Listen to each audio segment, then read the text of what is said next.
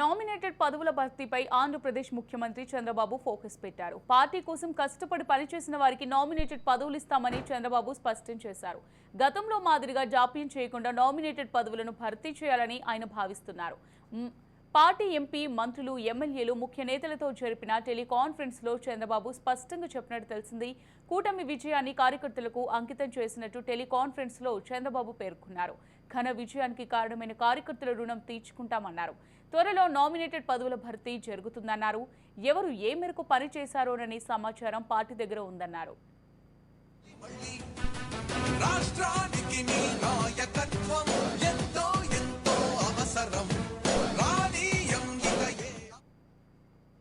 కష్టపడిన వారికి ప్రోత్సాహం ఉంటుందని ముఖ్యమంత్రి చంద్రబాబు తెలిపారు. అధికారంలోకి వచ్చామని కక్ష సాధింపు చర్యలకు పాల్పడొద్దన్నారు. గత ప్రభుత్వంలో తప్పు చేసిన వారిని చట్ట ప్రకారం శిక్షించడం ఖాయమన్నారు. గతంలో ఏర్పాటు చేసిన చోటే అన్న క్యాంటీన్లు ఏర్పాటు చేస్తామని, 100 రోజుల్లో అన్న క్యాంటీన్ల పునరుద్ధరణ జరుగుతుందన్నారు. గత 20 ఏళ్లలో గెలవని సీట్లు ఇప్పుడు వచ్చాయంటే అది గాలివాటం కాదు, ప్రజలు నమ్మకంతో ఇచ్చిన చారిత్రాత్మక తీర్పు అని వెల్లడించారు. కూటమి 93% స్ట్రైక్ రేట్తో 57% ఓట్ షేర్ను సాధించిందన్నారు. ఈ ఎన్నికల్లో ప్రజలు ఇచ్చిన మెజారిటీని మనం కాపాడుకోవాలని నేతలకు సూచించారు చంద్రబాబు. కార్యకర్తలకు సాధ్యమైనంత వరకు అందుబాటులో ఉంటానని సీఎం చంద్రబాబు తెలిపారు.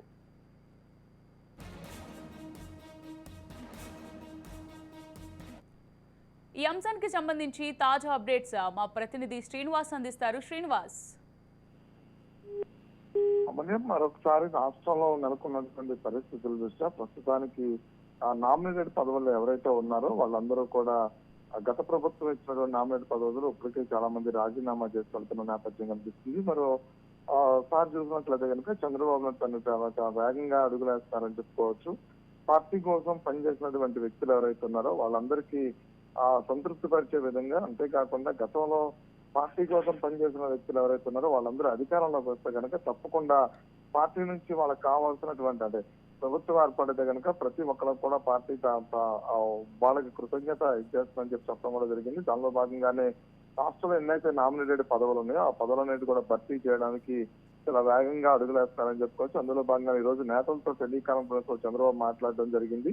నేతలతో మాట్లాడిన టెలికాన్ఫరెన్స్ లో ఎవరైతే పార్టీ కోసం నాయకులు ఎవరైతే కష్టపడుతున్నారో, అంతేకాకుండా పార్టీలో టికెట్లు ఆశించడం కావచ్చు, లేదంటే కనుక పార్టీ కోసం వాళ్ళ అహర్నిశలు కష్టపడుతున్న నేపథ్యంలో కార్యకర్తలను మోటివేట్ చేసే అంశాలు కావచ్చు, అంటే కనుక ఆ కార్యకర్తలకు అండగా నిలబడే విషయంలో కావచ్చు, అన్ని విషయాల్లోనూ కూడా పార్టీకి వెన్నుదన్నుకుంటున్నటువంటి కార్యకర్తల నేతలు ఎవరైతే ఉన్నారో వాళ్ళందరితో కూడా చర్చ జరపాలంటూ కూడా టెలికాన్ఫరెన్స్ లో చెప్పడం జరిగింది. వాళ్ళందరినీ కూడా గుర్తించాలంటూ కూడా చెప్పడం జరిగింది. అంతేగాని చంద్రబాబు నోటీసులు ఉన్నటువంటి ఎవరైతే ప్రస్తుతం 2024 ఎన్నికల్లో టికెట్లకు నోచుకున్నటువంటి వ్యక్తులు ఎవరైతే ఉన్నారో వాళ్ళకు కూడా అధిక ప్రాధాన్యతనిస్తున్నట్టు కూడా ఇప్పటికే ఆయన అధిక ప్రాధాన్యతనిచ్చే అంశం కూడా కనిపిస్తుంది. మరో పక్క నుంచి రాయలసీమ ప్రాంతం నుంచి పరిటాల సునీత గెలిచినప్పుడు కూడా ఆమెకి మంత్రి పదవి దక్కకపోవడంతో కూడా ఆమెకి ఇంకొక పదవితో అలంకరించేందుకు కూడా నిర్ణయం తీసుకున్నట్టు కనిపిస్తుంది. మరో పక్క నుంచి చూస్తే అయనపాత్రుడు కావచ్చు, అదేవిధంగా రఘురామకృష్ణరాజు కావచ్చు, ఇలా సీనియర్ నేతలకు కూడా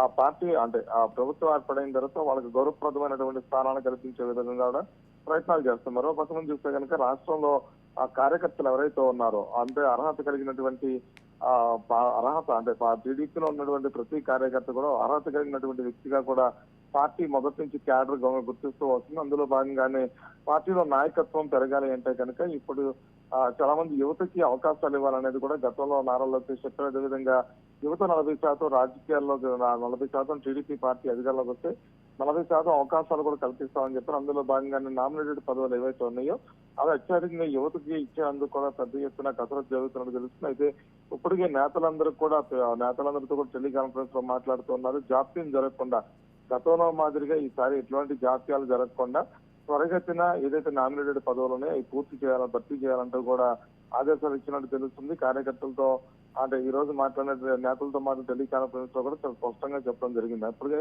చంద్రబాబు నాయుడు పూర్తి స్థాయిలో తన మార్పు రాజకీయ పరిపాలన ఒకసారి కంటిన్యూ చేస్తారని చెప్పుకోవచ్చు. అధికారం అంటే ప్రమాణ స్వీకారమైనప్పటి నుంచి కూడా నిరంతరాయంగా మరొకసారి 20 గంటలు కూడా ఆయన పనిచేస్తున్నాడు. కార్యకర్తల అంశాలను అదే ఆ విధంగా ముందుకెళ్తున్నారు. అదేవిధంగా రాష్ట్రంలో ఉన్నటువంటి పరిస్థితుల దృష్ట్యా రాష్ట్రానికి ప్రజలకు ఇచ్చినటువంటి హామీల విధంగా నెరవేర్చేటప్పుడు కూడా అలాగే ముందుకెళ్తున్నారని కూడా చెప్పుకోవచ్చు. Right, thank you Srinivas.